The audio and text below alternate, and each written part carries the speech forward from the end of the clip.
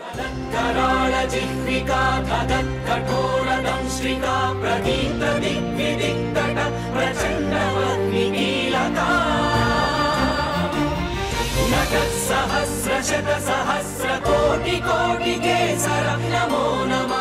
देवः सवितास्माकं धियो धर्मादिगोचराः प्रेरयेत् तस्य यद्भर्गः त्वरेण्यमुपास्महे। श्रीगुरुभ्यो नमः। శ్రీమాత్రే నమః. ఈటీవీ లైఫ్ ఆధ్యాత్మిక ఛానల్ తమసోమా జ్యోతిర్గమయ ఈ ప్రత్యేకమైనటువంటి కార్యక్రమంలో మనిషిని చీకటి నుంచి వెలుక్కు, అజ్ఞానం నుంచి జ్ఞానానికి తీసుకుని వెళ్ళేటటువంటి పురాణ రహస్యాల కార్యక్రమానికి అందరికీ స్వాగతం పలుకుతున్నాం.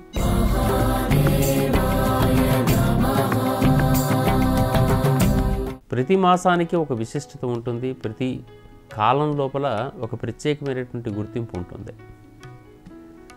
కాల సంబంధమైనటువంటి అంశాల లోపల సూర్యునికి దూరంగా జరగడం, దగ్గరగా ఉండటం అనేటటువంటిది భూమి కంటిన్యూగా చేస్తూ ఉంటుంది. ఎప్పటికీ కూడా భూమికి ఉన్నటువంటి 3 రకాలైనటువంటి గమనాల లోపల 2 గమనాలు మనకు బాగా తెలిసేటటువంటివి. ఒకటి తన చుట్టూ తాను తిరగటం, దానివల్ల రాత్రింపగళ్ళు ఏర్పడుతూ ఉంటాయి.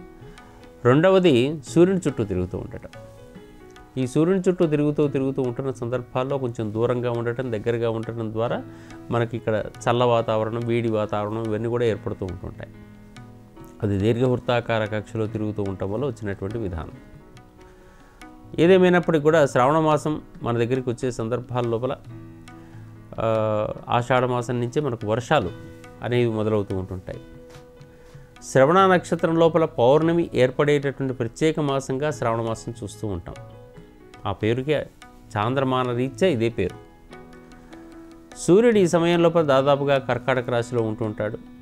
కర్కాటక రాశి అనేటటువంటిది సూర్యుడు పౌర్ణమి మకరంలో ఉంటుంది కాబట్టి మొత్తానికి శ్రవణ నక్షత్రానికి శ్రావణ మాసం అని పేరు తీసుకుని వస్తుంటారు.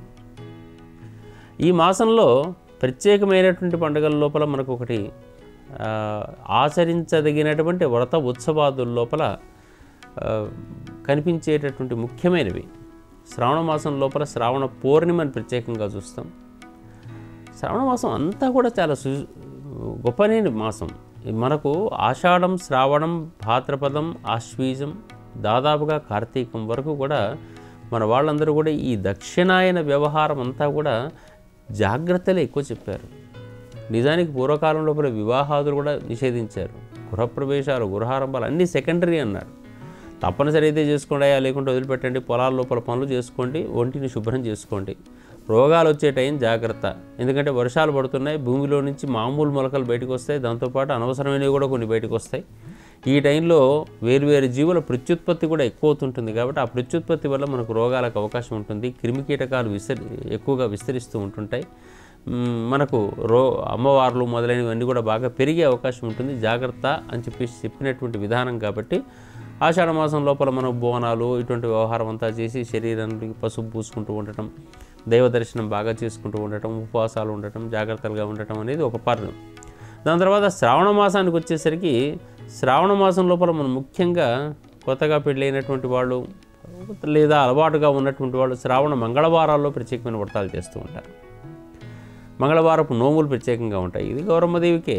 ఏ గౌరీ అయినప్పుడు కూడా ప్రకృతికి అమ్మ నువ్వు చాలా అన్నీ ఇస్తున్నావు కానీ మగ రోగాన్ని, ఇబ్బందులు అవన్నీ క్రియేట్ చేయొద్దు అని చెప్పడానికి తమ వంటికి కాళ్లకు అన్నిటి కూడా పసుపులు, పారాణలు అన్నీ పోసుకుంటూ స్నానం పరిపూర్ణంగా చేసి శుద్ధంగా ఉండే ప్రయత్నం చేస్తుంటారు. శుద్ధత వల్ల సగం రోగాలు పోతాయి. బాహ్యదేహానికి శుద్ధత కావాలి, అంతర్దేహానికి శుద్ధత కావాలి, మనస్సుకు శుద్ధత కావాలి, కర్మకు శుద్ధత కావాలి మనిషికి. ఆ శుద్ధత కనుక ఉంటే అన్ని రకాల శుద్ధులు మనకు శరీరంలోనూ మనసులోనూ ఏర్పడతాయి కాబట్టి ఆనందంగా మనిషి ఎదిగే అవకాశం ఉంటుంది. అందుకని మంగళవార వ్రతాలన్నింటిలో కూడా మంగళ గౌరీ వ్రతాలని చెప్పి చేస్తూ ఉంటుంటారు. ఆ రోజున ప్రత్యేకంగా మనకు ముఖ్యమైనటువంటి ఆహార పదార్థంగా తడిపి ఉబ్బిన శనగలను తింటూ ఉంటుంటారు. శారీరకంగా ఈ సమయం లోపల ఏ ప్రోటీన్ అయితే శరీరంలో తగ్గుతూ ఉంటుందో ఆ ప్రోటీన్ మళ్ళీ పెంచే ప్రయత్నం చేసుకుంటూ అందరికీ దీన్ని వాయన రూపంలో ఇచ్చేటువంటి సంప్రదాయం కూడా మనకుంది. మొదటి 5 సంవత్సరాలు అనే పేరుతోని నూతనంగా వివాహమైనటువంటి కొన్ని కుటుంబాల్లో మాత్రమే జరుగుతుంది, కానీ మామూలుగా అనేది శ్రావణ మంగళవార వ్రతాలు ఎప్పుడు చేసుకున్నప్పటికీ కూడా వ్యక్తులకు మంచిదే. ఇదంతా కూడా లక్ష్మలు అనే పేరు కలిగడానికి శుభలక్షణాలు అని అర్థం. లక్ష్మి అని చెప్పేసి అంటే శుభలక్షణయుత అని అర్థం. ఈ శుభలక్షణయుత అయినటువంటిది ఏం కురిపించాలని వ్రతం చేస్తున్నారు? ఇది వరలక్ష్మి అన్నారు. వరములు ఇచ్చేటటువంటిది. వరములు అంటే ఏదో మనకు ఏదో అవి ఇచ్చేస్తాం ఇవి ఇచ్చేస్తాం అని కాదు, శ్రేష్టమైన దాన్ని వరము అని అంటారు. స్వామివారికి వరదహస్తము అంటుంటారు. వరదహస్తం అంటే శ్రేష్టమైనవి ఇచ్చేటటువంటిది అని అర్థం. శ్రేష్టమైన ఇది ఇచ్చేది వరదహస్తం. శ్రేష్టమైనవి వరాలు. వివాహంలో కూర్చోబెట్టేటువంటి పిల్లవాడిని వరుడు ఇట్లా పేరుతో పిలుస్తూ ఉంటుంటాం. శ్రేష్ఠుడు, శ్రేష్టమైనది అని అర్థం లోపల. ఈ శ్రేష్టమైనవన్నీ కూడా మనకు వచ్చేటటువంటి సందర్భం ఎక్కడైతే మనకు కనపడుతూ ఉంటుందో ఆ శ్రేష్టమైనవన్నీ కూడా మన జీవితంలోకి అనుభవంలోకి రావాలి. మరి శ్రేష్టమైనది అనుకున్నప్పుడు కేవలం డబ్బు ఒకటే కాదు కదా.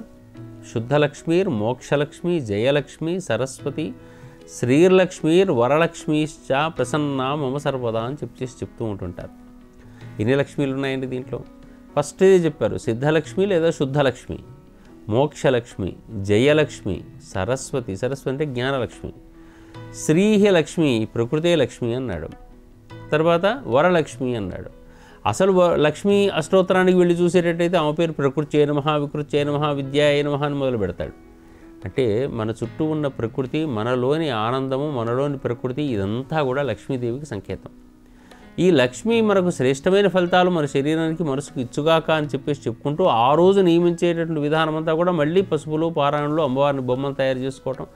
ఆ తయారు చేసుకున్నటువంటి దాని ప్రకారంగా లక్ష్మి వరలక్ష్మికి సంబంధించినటువంటి చారుమతీదేవికి సంబంధించినటువంటి గాథంతా కూడా చదువుకుంటూ ఉండటం. బీదరాలైనటువంటి ఆ చారుమతీదేవికి ఆమె ఉపాసన చేసి అమ్మవారిని వశం చేసుకుంటే ఆమె చుట్టూ కావలసినటువంటి ఎట్లా వచ్చాయి ఏంటి అని మనం కూడా చేస్తే మనకు కూడా రావాలనే భావంతో చేసే విధానమే. ఈ చేసే విధానం లోపల మీకు కావలసినవి ఏమిటి అనుకున్నప్పుడు కేవలం ధనం మాత్రం కాదండి. ఇక్కడ ఒక మాత్రం గుర్తుపెట్టుకోండి, చాలా విషయాలు ధనంతో సంబంధం లేనివి మనకు కావాలి.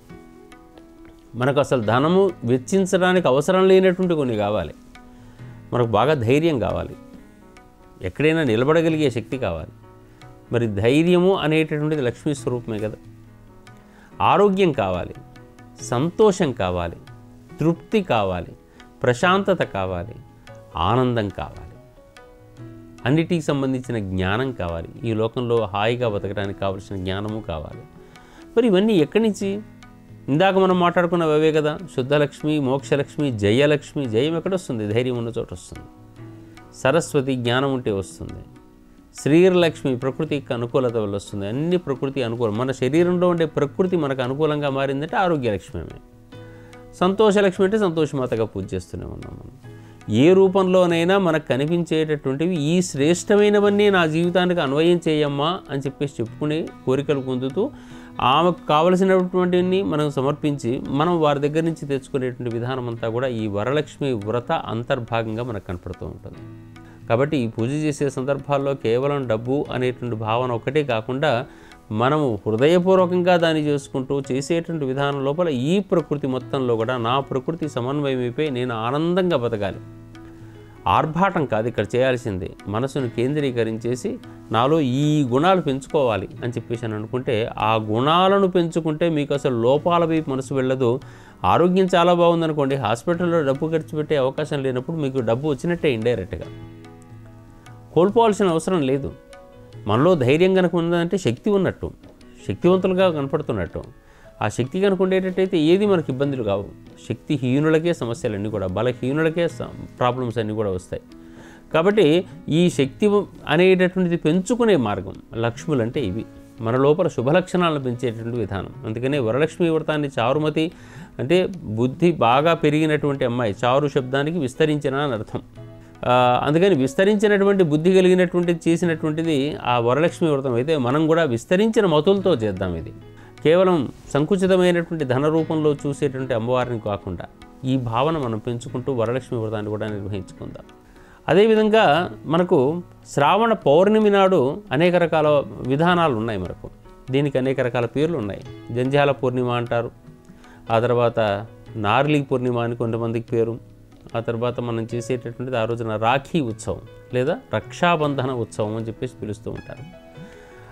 ఈ మౌంజీ బంధనం విడిచేటటువంటి సంప్రదాయం కూడా ఆ రోజు ఉంటుంది. మనకు అనేక రకాల కార్యక్రమాలు ఒక విద్యా వ్యవస్థ లోపల అంతకుముందు చదువుకున్నటువంటి వాళ్లకు, జాయిన్ అయినటువంటి వాళ్లకు చదువుకునేటటువంటి రోజును ప్రారంభం చేసేటటువంటిది ఈ రోజున చేసేటటువంటి ఒక కార్యక్రమం చేసేసి అసలు వేదాధ్యయనం మొదలుపెట్టేటువంటి విధానం అంతా కూడా శ్రావణ పౌర్ణమిగా నిర్ణయించుకున్నారు గతం లోపల గురుకుల వాసం అంతా కూడా. ఆ గురుకుల వాసం నిర్ణయించినటువంటి విధానం ప్రకారంగా అంతకుముందు ఉపనీతులై గురుకులాశ్రమాల్లో చేరినటువంటి వాళ్ళందరికీ కూడా ఇన్ని రోజుల నుంచి కూడా అక్కడ ట్రైనింగు, జనరల్ ట్రైనింగు, అడ్జస్ట్మెంట్స్ అన్నీ కూడా చెప్పి ఇప్పటి నుంచి ఉపాకర్మాదులు నిర్వహించి నూతన యజ్ఞోపీతం ధారించేటటువంటి వ్యవహారం మొదలుపెట్టేసి ఇంతకుముందు ఎప్పుడైతే మన చుట్టూ మన చంకల్లోనే పెట్టుకొని తిరిగేటటువంటి ఏ జింక చర్మం అయితే ఉందో దాన్ని జంధ్యానికి కడుతున్నామో ఆ జంధ్యానికి కట్టినటువంటి దాన్ని మౌంజీ బంధనాన్ని వదిలిపెట్టేసేసి తీసి నూతన యజ్ఞోపీత ధారణ మొదలుపెట్టేసి వేద అధ్యయనం అనేటటువంటి మొదలుపెట్టుకోవడం అనేది శ్రావణ పౌర్ణమికు విశేషంగా కనపడుతూ ఉంటుంది. అంతేకాకుండా లోకమంతా ఆచరించదగినటువంటి అంశం ఏమిటి అంటే రక్షాబంధనం. రక్షాబంధనం ఎవరికి ఎవరు రక్ష అంటే అందరికీ అందరూ రక్షే. ఏనబద్ధో బలీరాజా దానవేంద్రో మహాబలి తేనత్వామిత బద్ధామి రక్షాబంధనమాచరేత్ అని చెప్పేసినే బలిచక్రవర్తికి ఏ విధంగానైతే కొన్ని ఆసురీ గుణాల వల్ల వచ్చినటువంటి బంధనాన్ని అక్కడ కట్టి ఆయన పక్కన పెట్టుంటారో అటువంటి బంధనాన్ని నేను నీకు కట్టేసేసి నువ్వు నాకు రక్షగా ఉండాలి అని చెప్పేసి చెప్పుకుంటూ ఉండేటటువంటి విధానం. ఒకానొక రోజుల్లో దీన్ని యుద్ధ వాతావరణాలకు బయటికి ఆలోచన చేస్తున్న సందర్భాల్లో కానీ రాజపుత్రుల వ్యవహారంలో కానీ భార్య భర్తకు కట్టేటువంటి సంప్రదాయం నుంచి ప్రస్తుతం చెల్లెళ్ళు అన్నలకు కట్టేటువంటి సంప్రదాయం వరకు తీసుకొచ్చేసారు. ఏదేమైనా మొత్తానికి ఏది జరుగుతున్నప్పటికీ కూడా వ్యక్తికి వ్యక్తి రక్ష, ఈ వ్యక్తులకందరికీ కూడా భగవంతుడు రక్ష అనిపించే భావన ఈ లోక వ్యవహారం లోపల మన దగ్గర రక్షాబంధనం, అదే మరొక ప్రాంతం లోపల రాఖీ ఉత్సవంగా కనపడుతూ రాఖీగా లోకం లోపల విస్తరిస్తూ వచ్చింది. వాళ్ళ మధ్య లోపల ఆత్మీయతలు పెంచుకుంటూ నీకు నేనున్నాను అని చెప్పేసి అని అనిపించగలిగేటువంటి ఒక ఆత్మీయతను పెంచుకునే విధానం ఇదంతా కూడా. ఆ రక్షాబంధన ఉత్సవం అంటూ అందరూ చేయాల్సిందే, స్నానం చేయాల్సిందే, ఖచ్చితంగా స్వీట్ నోట్లో వేసుకోవాల్సిందే, అందరికీ కూడా మంగళహారతులు ఇచ్చేసి బొట్టు పెట్టి రక్షాబంధనాన్ని చేసుకోవాలి, అందరూ కలిసి ఆత్మీయంగా ఉండాలి. ఆ అమ్మాయిలకందరికీ కూడా కావలసినటువంటి కానుకలన్నీ కూడా ఇచ్చుకునే ప్రయత్నం ఎవరి స్థాయిలో వాళ్ళు చేసుకుంటూ వెళ్ళిపోయే ధర్మంగా మనకు మొదటి నుంచి అలవాటులోకి వస్తుంది. ఇది కేవలం భగవంతుడు మనకు రక్ష అని చెప్పేసి చెప్పడం కోసం పనిచేసేటటువంటిది. ఆ తర్వాత ఉపాకర్మాదుల ద్వారా విద్యా వ్యవస్థకు సంబంధించినటువంటి అంశం దీంట్లో కనపడుతూ ఉంటుంది. మౌంజీ బంధనాన్ని విడుచుకోవటం, ఉపాకర్మ ద్వారా విద్యా వ్యవస్థలో విద్యను ప్రారంభించేటటువంటి రోజుగా ఇది కేవలం నదీ తీరాల్లో చేసేవారు, పవిత్రమైన ప్రదేశాల్లో జరగాలని, లేదా దేవాలయాదుల్లో చేసే సంప్రదాయం, లేదా ఋషి వ్యవహారాల లోపల అక్కడ చేయటం. దీంట్లో చేసేటటువంటిది ఉపాకర్మాదుల్లో ఏంటంటే పెద్దలకు ఋషులు ఈ లోకానికి సంబంధించినటువంటి ఏ జ్ఞానాలను అయితే ఇచ్చుంటారో ఆ జ్ఞానులకు అందరికీ కూడా మనం తర్పణం చేయటం, ఋషులకు తర్పణం చేయటం. ఆ తర్పణం చేయటం ద్వారా వాళ్ళకందరికీ నమస్కరించి అయ్యా మీరందరూ ఇచ్చినటువంటి భిక్షని ఈ వేదం అంతా కూడా ఈ వేదాన్ని నేను చదవటానికి సిద్ధపడుతున్నాను ఒక బ్రహ్మయజ్ఞం నిర్వహిస్తారు. ఆ బ్రహ్మయజ్ఞం నిర్వహించి ఆ తర్వాత వేదాధ్యయనం వైపు మనిషి దృష్టి పెట్టేటువంటి ప్రయత్నం మొదలు పెడుతూ ఉంటారు. ఇది మనకు కనిపించేటటువంటి ఉపాకర్మాది వ్యవహారాలకు సంబంధించిన అంశం. ఇట్లా శ్రావణ మాసం లోపల శ్రవణ నక్షత్రం అనేటువంటిది విశేషంగా దృష్టిలో పెట్టుకొని చేసినటువంటి విధానం ఈ రూపంలో కూడా కనపడుతూ ఉంటుంది. విష్ణు నక్షత్రం ఇది కాబట్టి విష్ణు పూజ కూడా ఆ రోజు చేసుకోవాలనేది ఒక సంప్రదాయంగా ఉంది. విష్ణు నక్షత్రం అయినటువంటి శ్రవణ నక్షత్రం పౌర్ణమి నాడు ఉంటుంది కాబట్టి ఇదే మాసం లోపల బహుళ అష్టమి నాడు గోకులాష్టమి అని పేరుతో పిలుస్తూ ఉంటుంటారు. బహుళ అష్టమి నెమ్మదిగా మనకు చంద్రుడు పక్కకు జరుగుతూ వెళ్తుంటుంటాడు. ఆ వెళ్ళి మొత్తానికి 8వ రోజుకు వచ్చేసరికి దాదాపుగా 9వ రోజుకు 8వ రోజుకు వచ్చేసరికి అక్కడ రోహిణి నక్షత్రం వస్తూ ఉంటుంది. ఆ రోహిణిలో పుట్టినటువంటి వాడు కృష్ణుడు. ఈ కృష్ణుడి యొక్క ఉద్భవ గాథకు సంబంధించిందే గోకులాష్టమి లేదా కృష్ణాష్టమి అనే పేరుతో పిలుస్తూ ఉంటాం. ఆకాశం లోపల మనం చూస్తూ ఉండేటట్టయితే మనకు సూర్యాస్తమయం తర్వాత కనిపించేటటువంటి వాతావరణం అంతా ఏది ఉంటుంది అని చెప్పేసి అంటే మకర రాశి ఉదయిస్తూ ఉంటుంది. అప్పుడు మకరము, కుంభము, మీనము, మేషము ఇట్లా ఉదయిస్తూ ఉంటున్న సందర్భాల లోపల దాదాపుగా ఇది అస్తమించడానికి ముందుగా ఉదయించేటటువంటి నక్షత్రాలు అక్కడ చివరిలోకి వస్తుంటాయి. ఏవంటే మఖా నక్షత్రానికి దగ్గర లోపల 2-3 సింహరాశికి సంబంధించినటువంటి విశేషాల లోపల అశ్విని దేవతలకు సంబంధించినటువంటి వాహనాలు ప్రత్యేకంగా ఆకాశంలో ఈ నక్షత్రాలకు సంబంధం లేకుండా పక్కకు కాపలా ఉన్నట్టుగా కనపడుతుంటాయి. ఈ మండలానికి గార్ధభ మండలం లేదా రాసభ మండలం అని పేరు. ఈ ఆకాశంలో కనిపించేటటువంటి ఈ ఏ గాడిదలైతే మనకు కనపడుతూ ఉంటున్నాయో ఆ గాడిదలను మనకు కృష్ణుడు పుట్టడానికి ముందుగా కంసుడు చక్కగా అక్కడ కాపలా పెట్టినట్టు అని చెప్పేసి దాన్ని మనకు స్టోరీగా తీసుకొచ్చారు. ఈయన పుట్టగానే నాకు ఇన్ఫర్మేషన్ ఇవ్వండి అని చెప్పేసి 2 గాడిదలను పెట్టారని చెప్పేసి అనుకుంటూ ఉంటుంటాం. ఆ తర్వాత వసుదేవుడికి మార్గం దొరికి కృష్ణుడికి సంబంధించింది శ్రవణ నక్షత్రం అయితే నెక్స్ట్ నక్షత్రం ధనిష్ట. ధనిష్టకు గోలోకం అని పేరు. ఈ గోలోకానికి సంబంధించినటువంటి విశేషంలో అన్ని గోవులు ఉంటాయని, గోవులు అంటే కాంతిపుంజాలకు సంబంధించిన లోకం అని అర్థం అప్పట్లో. ఇప్పటితే మనం మామూలుగా గోవులని పేరు తీసుకుంటూ ఉంటాం. ఈ మార్గంలోకి తీసుకెళ్ళి అక్కడ ఉండేటటువంటి ప్రదేశం లోపల ఈ కృష్ణుడిని వదిలిపెట్టి వస్తే అక్కడ ఎదుగుతాడనమాట. అందుకని అక్కడ తీసుకువెళ్ళే మార్గం లోపల యమునా నదిని దాటినట్టుగా ఇంక ఇవన్నీ కూడా చూపించుకుంటూ వెళ్ళి ఆ ధనిష్ట గోలోకానికి వెళ్తారు. అక్కడ అందరూ కూడా ఎవరు ఉంటారంటే ధనిష్టకు సంబంధించిన దాంట్లో వసువులు అధిదేవంగా ఉంటారు.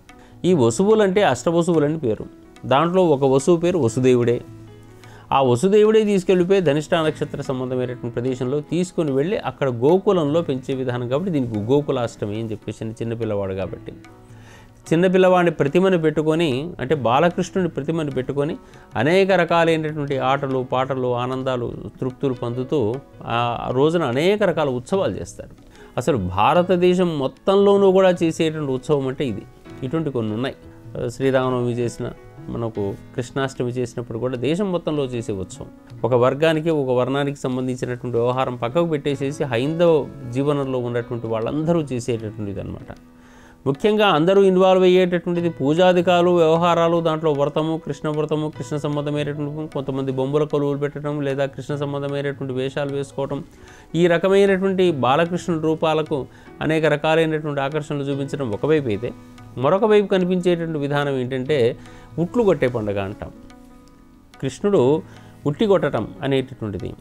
ఉట్టి కొట్టాలి అనుకుంటున్నప్పుడు మనకు అనేక రకాలైనటువంటి విధంగా మనకి ఇప్పటికీ బొమ్మలు కనపడుతూ ఉంటుంటాయి. ఒకరి మీద, ఇద్దరి మీద, ముగ్గురు మీద ఎక్కిపోయి పైన కొట్టి దాని నుంచి తెచ్చుకునేటటువంటి వెన్నను తిన్నాడు వెన్న దొంగ అని చెప్పేసి కృష్ణుడికి సంబంధించిన వ్యవహారం జరుగుతూ ఉంటుంది. ఉట్టి కొట్టలేనమ్మ అదే స్వర్గాన్ని ఇంకోటి ఉంది అని చెప్పేసి లోకం లోపల ఉన్నాయన్నమాట. ఈ ఉట్టి కొట్టడం అంటే సాధారణంగా ఉట్టి కొట్టడం అనే పదం కాదు. ఎన్నో రూపాల అర్థాలు దీనికి. సాధారణంగా మూలాధార నుంచి సహస్రానం వరకు వెళ్ళేటటువంటి కొట్టాలి. కామక్రోధ లోభ మోహ మదమాత్సర్యాలనే వాటిని తొక్కి పెట్టి పైకి వెళ్ళగలగాలి అనేటటువంటి ఇవన్నీ కూడా ఉట్టి కొట్టడానికి కొన్ని ఎక్కాలి మార్గాలు. ఈ మార్గాలు ఎక్కడం కోసం అరిషడ్ వర్గాలను అణిచి పైకి ఎక్కాలి. అందుకని 7-8 మందిని పోయిన తర్వాత 8వ వాడిగా పుట్టినటువంటి వాడు ఇవన్నీ అణగొట్టేయాలి లోకం లోపల. అవన్నీ తీసేస్తే తప్ప తాను లోకానికి విస్తరించేటటువంటి కాన్షియస్నెస్ అనేటటువంటిది లేదా కృష్ణ శబ్దము ఆకర్షణ శబ్దంగా మారే అవకాశం లేదు.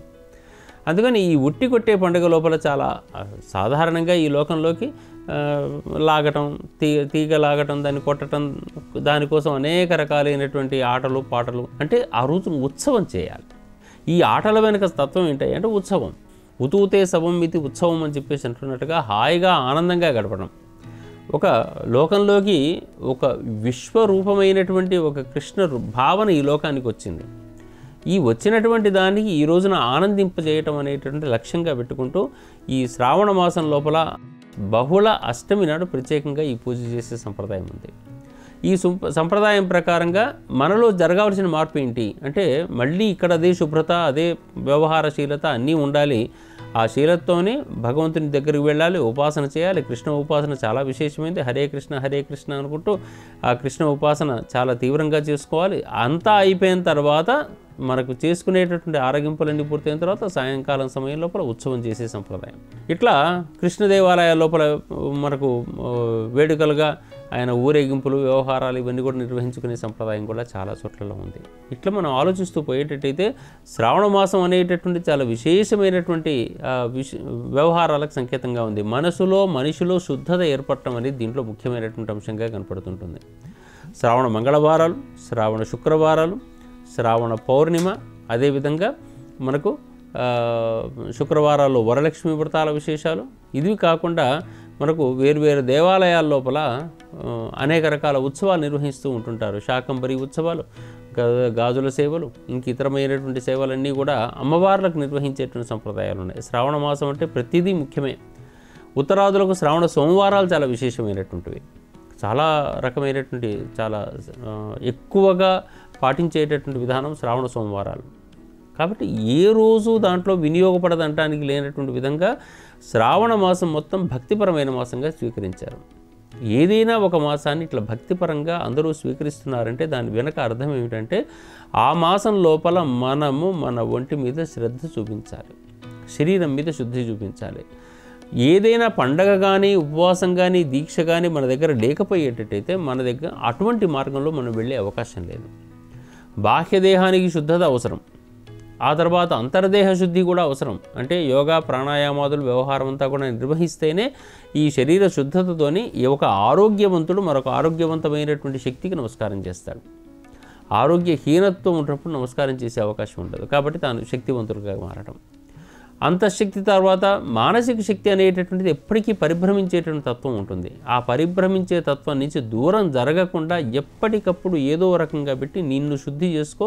నీ చుట్టూ అంతా కూడా మంచి పసుపు వ్యవహారము లేదా పూజ ఉత్సవాదులు, ఇంట్లో ధూపము, అనేక రకాలైనటువంటి సుగంధమయాలతో కూడుకొని ఇంటినంతా కూడా బాగు చేసుకుంటూ ఉండి ఈ దోమలు గీమలు రాకుండా అన్ని రకాలుగా కాపాడుకో అని చెప్పేసి చెప్పడానికి పరోక్షంగా ఈ పండుగలన్నీ మనకు ఉపయోగపడతాయి.